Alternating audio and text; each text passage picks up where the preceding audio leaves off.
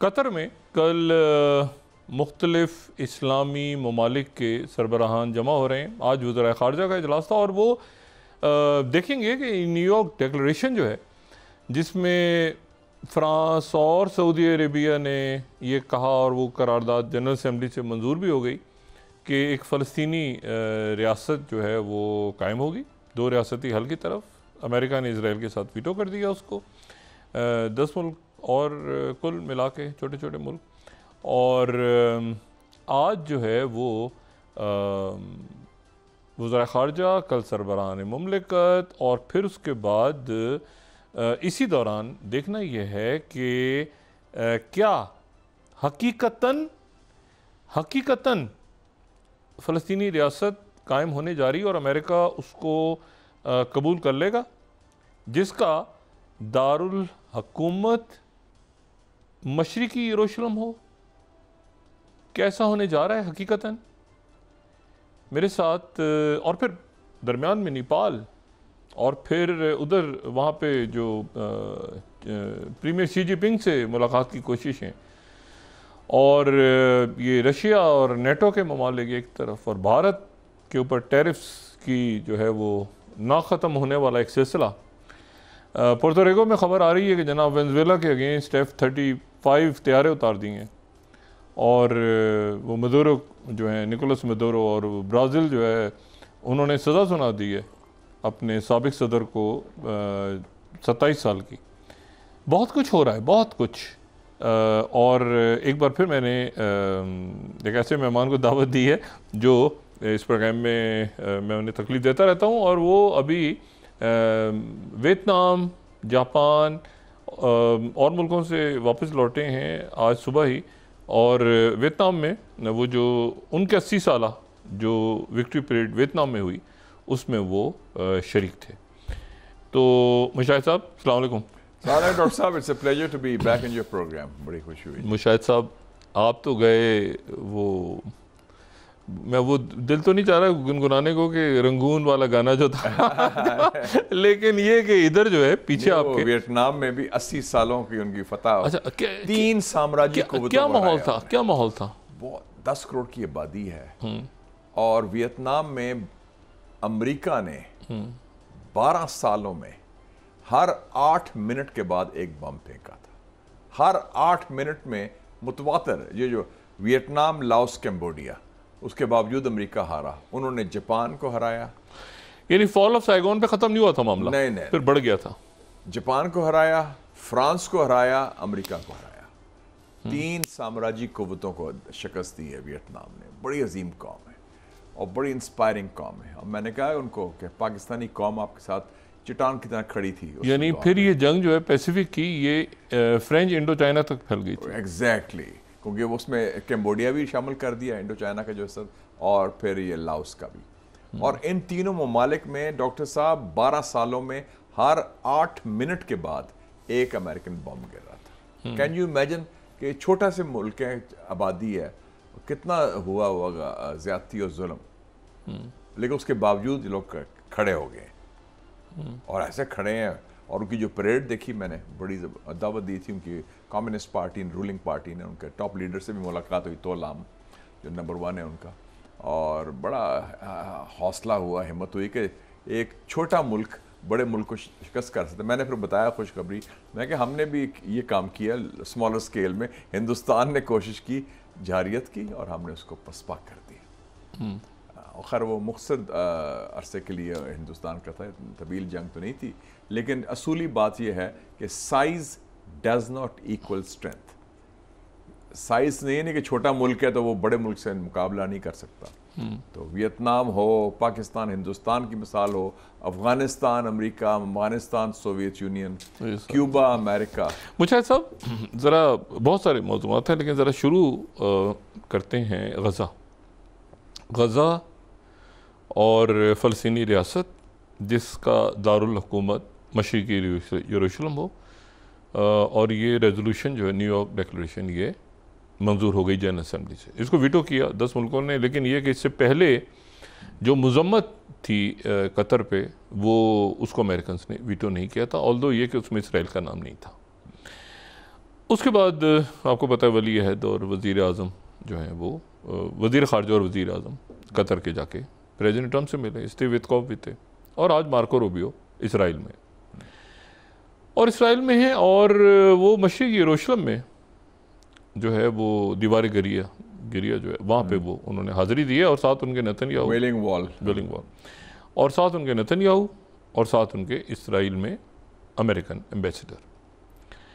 اچھا، اب وہ میسج جو ہے جو وہ غالباً یہ دینے کی کوشش کر رہے ہیں مارکو روبیو کہ یہ وہ جو پہلے ابراہم ایکارڈ ہوئے تھے جس میں اینیکسیشن کی بات ہو گئی تھی کہ تل اویو جو ہے وہ وہاں سے ایمبیسی شفٹ ہو جائے گی یروشلم میں، تو یہ اس کی شاید تجدید ہو رہی ہے اس مرحلے پہ۔ اور چند مہینے پہلے جو ٹرمپ آئے تھے تو وہ گئے نہیں تھے اسرائیل، وہ قطر، سعودی عربیہ اور یو اے گئے۔ اب اچھا یہاں اس کے بارے میں ذرا بتائیں مجھے، دوسرا قطر پہ اسرائیل کا حملہ، ٹرمپ کہہ رہے ہیں کہ یہ پلازیبل ڈینیبلٹی کہیں گے اس کو پتہ نہیں تھا، اس کو پتہ تھا، اس کو پتہ نہیں تھا، اس کو پتہ تھا، جو ہے وہ اسٹیو وٹکوف نے فون دیر سے اٹھایا، اس نے اس کو کر دیا تھا، وہ اسرائیل کے اندر وہ یہ تو اسٹریٹجی میں ہے نا۔ اس میں میرے خیال میں کوئی شک نہیں میرے ذہن میں کہ جو حملہ کیا اسرائیل نے قطر پر، اس کو امریکہ کی آشیرواد تھی، اور امریکہ نے ان کو آنکھ ماری تھی۔ امریکہ مینس یونائٹڈ اسٹیٹس گورنمنٹ، نہیں انکلوڈنگ پریزیڈنٹ ٹرمپ۔ اچھا، انکلوڈنگ پریزیڈنٹ، دیکھیں نا ادھر امریکہ کا سب سے بڑا اڈا مڈل ایسٹ میں العدید قطر میں ہے، جہاں 10,000 ٹروپس ہیں، 10,000 سینٹ کام ہے، اور اگر کوئی وہاں سے حملہ ہونے والا ہے باہر سے، وہ تو اگر نہ پتہ ہو تو they might shoot it down, کیونکہ وہ تو ان کے پاس ہے ٹیریٹری۔ تو یہ وہی ہوا جو 13 جون کو ہوا تھا ایران کے خلاف، کہ ایران سے مذاکرات۔ اس میں میں سمجھتا ہوں امریکہ نے دھوکہ دیا ہے، پہلے ایران کو بھی دیا تھا اور اب قطر کو بھی دیا ہے، اور یہ سبق بھی ہے ہمارے لیے مسلمانوں کے لیے۔ کل کانفرنس کا آپ نے ذکر کیا کہ آپ امریکہ پر انحصار نہیں کر سکتے، اور مجھے افسوس ہے کہ ٹرمپ باوجود کے کہنا کہ امریکہ فرسٹ، ان کی پالیسی جو ہے وہ اسرائیل فرسٹ ہے۔ اسرائیل کے جو مفادات ہیں، اسرائیل کے جو مقاصد ہیں، اس کو وہ تقویت پہنچا رہا ہے ڈائریکٹلی یا indirectly, and that is the feeling of Trump.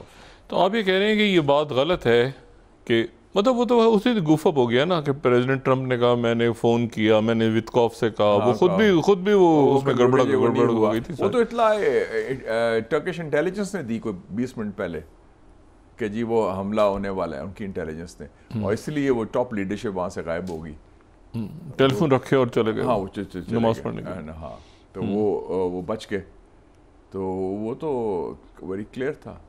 لیکن آپ دیکھیں کہ یہ اس قسم کا جو حملہ ہوا ہے، یہ تو میرے خیال میں پورے مسلمان قوم کو للکارا ہے، اور قطر کے لیے بھی بڑا میسج ہے کہ انہوں نے کوئی 19-20 بلین ڈالر کا پورا جو تیار کیا تھا ڈیفینسو سسٹم، پیٹریوٹ میزائلز کے جی جو انکمنگ ہوگا سارا ہمیں ارلی وارننگ ملے گی، کوئی فائدہ نہیں ہوا اس کا۔ نہیں، وہ تو سینٹ کام بیٹھی وہی سارا قابو کنٹرول ہوئے کر سارا۔ نہیں، لیکن مجھے آپ یہ طرح بتائیں نا، میں ذرا پہلے آپ سے یہ پوچھوں کہ جب یہ ٹارگٹ انہوں نے کیا تو ظاہر ہے کہ اپروول تو لیا ہوگا کمانڈر چیف سے، اس کی مرضی کے بغیر تو یہ نہیں سکتا۔ بالکل۔ آپ نے وہ بک آپ کے پاس پہنچی، فریڈم، یوسی کوہن، وہ 16 کو آ رہی ہے، گزری آپ کے پاس آ گئی؟ اچھا، وہ موساد کا فارمر چیف ہے، اور اس کا نام ہے Bond style, Israel Mossad and the secret war. اچھا، اس میں سب سے انٹرسٹنگ بات، اچھا وہ بندہ بڑا آپ نے دیکھا اس کو، وہ ہے وہ بدماش ٹائپ لگتا ہے وہ، نہیں اس کو بانڈ، اس کو اور وہ جینا عزائم ہے، یوسی کوہن کے موساد کا چیف تھا، اس نے 22 سال کی عمر میں موساد میں جوائن کیا تھا اس نے۔ وہ جو ہے اس نے بتایا کہ ایران کا آپریشن کیسے کیا انہوں نے، جی ایران پر انہوں نے کتنے سال کام کیا، ایجنٹس ٹرین کیے، اور ہیومن انٹیلیجنس کے ذریعے اپنے بندے اندر بھیجے۔ یہ پہلی دفعہ کتاب آ رہی ہے، پہلی دفعہ سے آئی، یہ میں نے اس میں یہ جو ہے یہ ایک تو اپنے آپ کو پیش بھی کر رہا ہے شاید نتن یاہو کا متبادل، اور اپنے آپ کو پی آر ایکسرسائز بھی ہے. ایک آئی تھی آپ کو یاد ہوگا کہ کوئی 30 سال پہلے بائی وے آف ڈسیپشن آسٹروفسکی، جس میں لکھا تھا کہ انڈیا کے نیوکلیئر سائنٹسٹ اسرائیل میں ٹرین ہو رہے ہیں. وہ چیف تھا موساد چیف نہیں، یہ چیف کی فرسٹ ٹائم چیف کے پہلے تھا، موساد ایجنٹ تھا. لیکن جو چیف کی طرف سے پہلی دفعہ اس نے کوئی اپنا ہسٹری دی ہے کہ یہ ہم نے یہ کیا، ہم نے وہ مطلب اچیومنٹس آئے کر رہے ہیں اپنے. اچھا اس کی جو ابھی جو اس کو دیکھا ابھی تو 16 کو ہی آئے گی شاید ہٹ کرے گی، لیکن اس کے ایڈوانس کاپیز آ رہی ہیں. اچھا اس کی آپ پڑھیں اس کے ایڈوانس کاپی. جی اس میں ایک تو وہ یہ کہہ رہا ہے، اچھا ایک تو یہ اسمارٹ بانڈ ٹائپ اسٹائل ہے. ہاں وہ ذرا اسٹائلش. اور اس کے بارے میں بتا دوں ایک فلم بھی بنے گی ہالی ووڈ. اچھا اس نے جھوٹ بھی بڑے بولے ہیں اس کتاب میں. ایک تو یہ بات جو کہہ رہا ہے نا اس کتاب میں اس نے جو بات کی ہے کہ میں نے ڈائریکٹر CIA جو اس وقت کی جو جینا ہیسپل اس سے ملاقات کی. اچھا جو جینا ہیسپل نے کہا کہ تم بالکل ایسا لگ رہا ہے مجھے کہ جیمز بانڈ ہو. یہ اپنے جینا ہیسپل وہ تھی جب وہ ٹرکش میں بھی رہی تھی چیف آف اسٹیشن، اور شی اسپیکس ٹرکش آلسو. پہلی خاتون CIA چیف تھی ٹرمپ کے پہلے دور میں. ہاں تو یہ اس کے ساتھ جو ہے یہ کہتا ہے کہ میں اس کے پاس گیا اور میں نے کہا کہ فوج تیار نہیں ہو رہی، تو اس نے آگے سے کہا جینا نے کہ وہ اچھا جی وہ تمہارے جنرلز بھی ہماری طرح کام نہیں کرتے تو اور مل کے جو ہے موساد اور CIA کرتے ہیں. تو پھر ہم نے ہٹ کیا اور پھر ہم نے ٹرمپ سے نہیں مطلب یہ نہیں اس میں بات جو کہہ رہا ہے نا وہ اتنی فضول بات ہے. وہ یہ کہہ رہا ہے کہ میں نے یعنی میں نے بطور موساد چیف وہاں سے جا کے جینا ہسپل کو جو کہ CIA چیف تھی، ہم دونوں نے سارا پلان کر کے پھر ٹرمپ کو بتایا. نتن یاہو آن بورڈ نہیں تھا اور قاسم سلیمانی کو ہم نے بغداد میں ہٹ کیا. اور بعد میں ٹرمپ نے مذاق اڑایا کہ جی یہ تو دیکھو نتن یاہو بڑا کریڈٹ لے رہا ہے لیکن یہ تو نتن یاہو تو آن بورڈ ہی نہیں تھا. یہ تو میں نے مطلب میں آئی ڈونٹ بلیو. ویسے وہ لگتا نہیں پلازیبل، تھوڑا ایگزیجریشن ضرور ہوگی، لیکن یہ ہے کہ ایسی کتاب لکھنے کا مقصد یہ تھا to convey I think a feel good factor, کیونکہ اسرائیل کو بھی مار پڑی ہے نا ایران سے اور بہت بڑا سیٹ بیک ہوا ہے، اور وہ کہنا چاہتے ہیں کہ نہیں ہمارا جو موساد ہے وہ بڑا اسٹرانگ ہے، ہم نے یہ کارنامہ کیا بقول ان کے کارنامے کے طور پر پیش کر ہے، اور ہم نے ایران کے سسٹم کو کیسے پینیٹریٹ کیا، ہم نے بندے بھیجے، اپنے ایجنٹ تیار کیے. پاکستان کا ذکر بھی ہے کتاب میں. ہاں ڈاکٹر عبدالقدیر خان. ہاں وہ تو ایران فائلز کو اور یہ وہ تو ظاہر ہے کہ وہ کہتے ہیں لنک کرتے ہیں نیوکلیر پروگرام. اور پھر یہ بیروت اور پیرس اور سارا کیونکہ وکیل بن کے جاتا ہے ہے ویسے بانڈ چالو گراؤنڈ سے. اور 84 سے مطلب 80 سے دیکھا نا یہ اس وقت 1982 سے کیونکہ یہ 22 سال کی عمر میں 22 سال کی عمر میں آ گیا تھا اس میں آرگنائزیشن میں. تو یہ اوبویسلی پروفیشنل آرگنائزیشن تو ہے، وہ کام کرتی ہے. اچھا میں صرف اس کتاب میں بھی 2-3 اور باتیں ہیں اس میں بعد میں بات کروں گا، لیکن یہ مجھے بتائیں مشاہد صاحب کہ گراؤنڈ پہ اس کا مطلب ان کے ایسٹس تھے قطر میں موساد کے بالکل، لیکن ان موساد کے جو ایسٹس تھے جو کہ کہہ رہے تھے کہ یہاں پہ ہٹ کرنا ہے، اور ان کو لیکن ان کو ٹرکی ان کو آبزرو کر رہا تھا، ایسے سمجھا جائے. دیکھیں نا وہ تو ایسٹس کا تو سب کو پتا تھا کہ امریکنز نے خود ان کو کہا تھا کہ آپ نیگوشیٹ کریں. ٹھیک ہے، امریکہ کی آشیرواد کے بعد ہی حماس لیڈرشپ وہاں تھی تاکہ اس پر نظر بھی رکھی جائے. جیسے طالبان سے مذاکرات سے پہلے طالبان کو اجازت ملی کہ وہ آپ دوحہ میں قطر میں ہیڈ کوارٹرز کھول دیں، ٹھیک ہے، جس کی فنڈنگ قطر نے کی تاکہ طالبان سے ہمارا رابطہ بھی رہے اور طالبان پر ہم نظر بھی رکھ سکیں نا.